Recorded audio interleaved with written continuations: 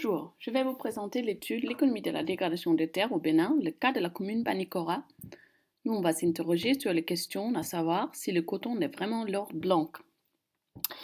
Au Bénin, le coton est la culture de rente la plus importante et un tiers de la production nationale est produit à Banikora, d'où viennent la notion du l'or blanc à Banikora.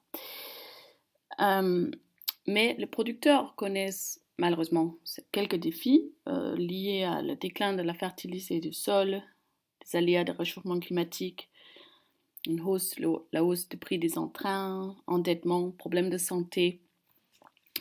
Et compte tenu de cette situation, l'étude présente cherche à comprendre la véritable situation des producteurs de coton conventionnel, tout en prenant en compte les coûts implicites de l'utilisation de pesticides sur la santé et d'autres dommages causés par l'utilisation de pesticides. Nous allons aussi évaluer et comparer les bénéfices nets à la production de coton conventionnel à celle de la production de coton organique, qui est aussi produit à Banikora. Tout d'abord, il convient de regarder en quoi consiste le bénéfice net.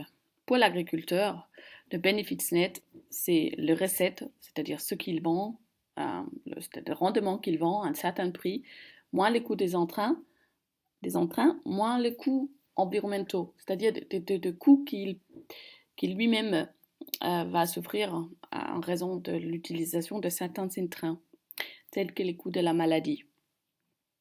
Après, on peut aussi regarder plus large le bénéfice net pour la société, qui est pertinent dans les cas où les coûts environnementaux sont engendrés, on donne incidence sur la société au large, et dans les cas où il y a la trésor public va subventionner les coûts des intrants, comme est le cas au Bénin, surtout pendant la campagne 2015-2016. Quelques leçons de notre étude à Banikora. Premièrement, nous avons pu constater qu'il y a à peu près deux types de groupes de producteurs. Nous avons enquêté 200 producteurs de coton conventionnel et nous avons pu constater que les petits, celles avec moins de 5 hectares, avaient un rendement plus élevé que 1100 à l'hectare, alors que celles avec plus de 5 hectares avaient un rendement inférieur à 1000 kg à l'hectare. Ça veut dire aussi que les recettes des petits producteurs excèdent celles des grands producteurs. Et la raison pour cela, c'est que les petits producteurs dépensent plus d'argent sur les intrants que les grands producteurs. Donc, les intrants servent à augmenter le rendement. Mais par contre, les petits exploitants, comme on voit ici, ils dépensent plus d'argent sur les intrants que le grand exploitant. En effet, ils dépensent 160 000 francs à l'hectare, alors que le grand exploitant, il dépense 100 000 à l'hectare. Et à la finale, en fait, bien que le petit exploitant, il a un rendement plus élevé que le grand exploitant, à la fin, son bénéfice net est plus faible à l'hectare. La raison principale pour cela, c'est qu'il dépense des montants excessifs sur deux intrants principaux, l'urée et les pesticides du marché noir. Comme nous voyons dans cette fonction de production, c'est que quand les producteurs augmentent leurs dépenses en francs CFA, leurs rendements vont augmenter, mais très faiblement.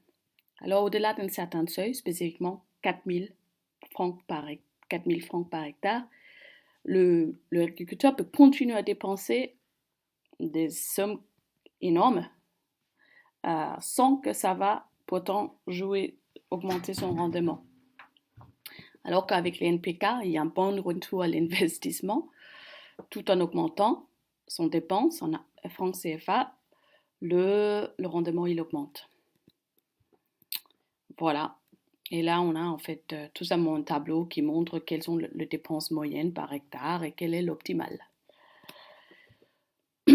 Alors, étant donné qu'au prix actuel du coton, la hausse de rendement n'est pas compensée par les dépenses supplémentaires sur les intrants, les petits exploitants ou les exploitants, ils font des pertes dans cette situation, mais en même temps, je dois dire que l'utilisation excessive des intrants est souvent utilisée par des agriculteurs comme un moyen de se prémunir contre les risques, euh, comme des ravages, de pestes, etc. Euh, Étant donné cela mais qu'il n'y a pas le retour en termes des investissements, il serait plutôt avantageux de développer un marché pour les assurances agricoles et informer les exploitants sur le faible retour de l'utilisation des pesticides, du marché noir et de l'urée. Nous n'avons pas pu encore étudier la contribution de pesticides d'Angine Kader à rendement, mais on va travailler sur ça. L'utilisation de pesticides, ils ont aussi un effet considérable sur la santé des paysans. Nous avons estimé les coûts encourus lors des journées de pulvérisation ou des jours précédents. Les coûts en termes de visite d'hôpital, médecin, l'achat de médicaments, la valeur du temps perdu en raison de la maladie. Et toutes ces dépenses, le somme totale est de l'ordre de 45 000 francs par année par ménage. Et bien évidemment, il y a certains ménages qui ont des frais beaucoup plus élevés que d'autres. Donc ça, c'est vraiment la moyenne. Également, pour d'autres coûts environnementaux tels que l'intoxication des animaux. Par exemple, il est fréquent qu'un animal va brouter sur une plante qui a récemment été pulvérisée et 2 jours après, il vive le meurtre. Il meurt. Donc là, effectivement, il y a un coût pour la ménage qui est presque aussi élevé que le coût de la maladie à l'année. Et il y a aussi le problème de perte de culture lorsqu'un voisin va pulvériser sans prendre en compte de l'état du développement de plantes de son voisin à lui. Enfin, comme j'avais dit tout à l'heure, il y a aussi un coût pour les trésors publics, surtout pendant la campagne 2015-2016, pendant laquelle les intrants étaient fortement subventionnés. Nous avons alors estimé en sous-pesant qu'il n'y avait pas eu de subvention pour les pesticides, quel aurait été le vrai coût des pesticides. Et nous avons trouvé qu'il était de 38% plus élevé en 2015-2016. Donc, ces 38% était finalement payé par la contribuable. Et ça veut dire que si on prend en compte ces coûts environnementaux, ces coûts sociétals pour la contribuable, le bénéfice net à l'hectare final pour la petite exploitant est largement inférieur. Pour le grand exploitant, il y a aussi un bénéfice net inférieur à si on ne prend pas en compte ces coûts pour la société et coûts environnementaux de l'ordre de 100 000 francs par hectare. Ça, c'est c'est des petits montants, considérant que la production de maïs simple, aussi pendant l'année 2015-2016, était de l'ordre de le bénéfice net était de l'ordre de 100 000 francs à l'hectare si on prend en compte la valeur de la consommation domestique. Ça veut dire que surtout pour les petits producteurs, on ne peut pas dire qu'il y a un véritable gain pour la société à subventionner une telle culture, notamment étant donné les forts coûts sociétals et environnementaux. Voilà. Et là, on voit avec un diagramme qu'est-ce que ça veut dire. En fait, ça, c'est pour un petit producteur le bénéfice net de 2,5 hectares. Et si on prend en compte le coût environnemental et les prix et les subventions, le véritable bénéfice net, il est de 46% moins. Et là, on a la répartition de coûts. Et oui, il y a les problèmes de santé se manifestent en d'autres façons. Nous avons aussi enquêté 100 producteurs de coton bio en les demandant pourquoi ils font du bio plutôt de conventionnel.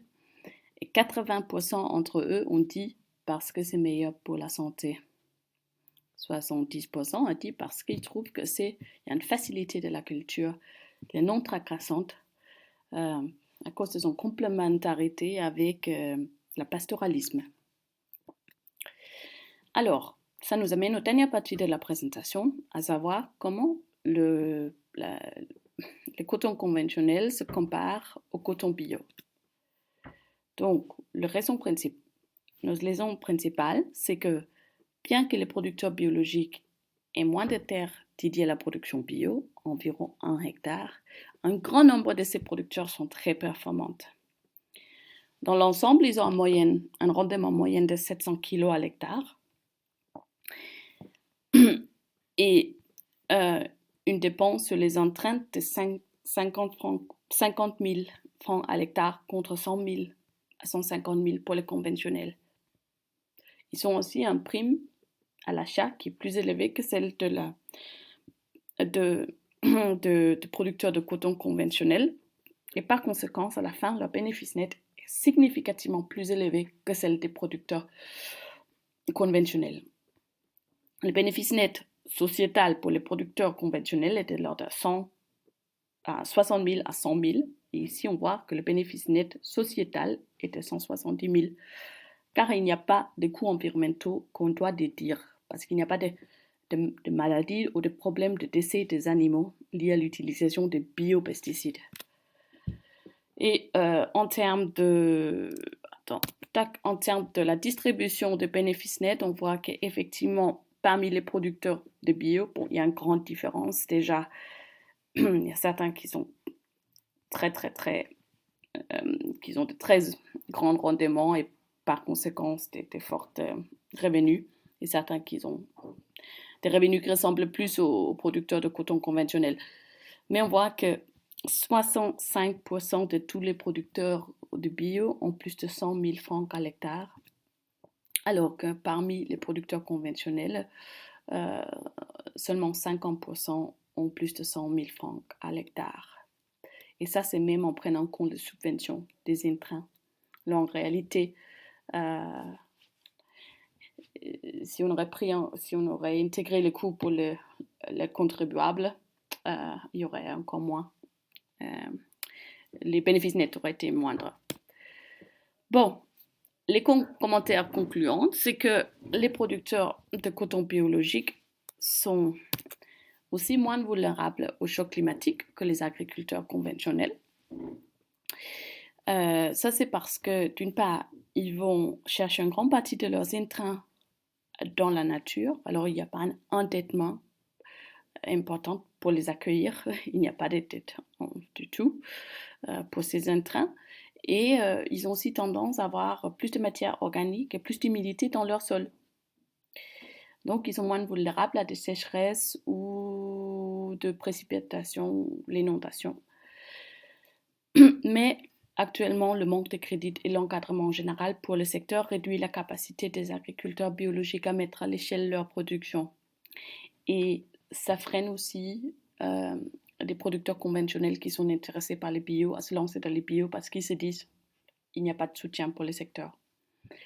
Et pour cela, on a entendu que les producteurs conventionnels se disent être enfermés dans la production de coton parce que c'était la seule culture pour laquelle ils pourraient avoir du soutien, coton conventionnel notamment. Soutien en termes d'intrants, accès aux intrants et le crédit. Cependant, nous avons vu que la production conventionnelle de coton est très coûteuse et n'amène pas des avantages comparatifs comparés aux autres filières. Il serait alors avantageux de peut-être encadrer les secteurs et les pratiques prometteurs telles que l'agriculture biologique et certaines mesures de gestion durable de terre, telles que les semis directs sur couverture, lutte intégrée sur les ravageurs, rotation. Et dans ce sens-là, heureusement, il y a un bon projet aussi déjà en cours, le projet 4C, qui montre les bénéfices liés à toutes ces autres mesures de gestion de terre durable. Voilà. Et donc, je pense que la secteur du coton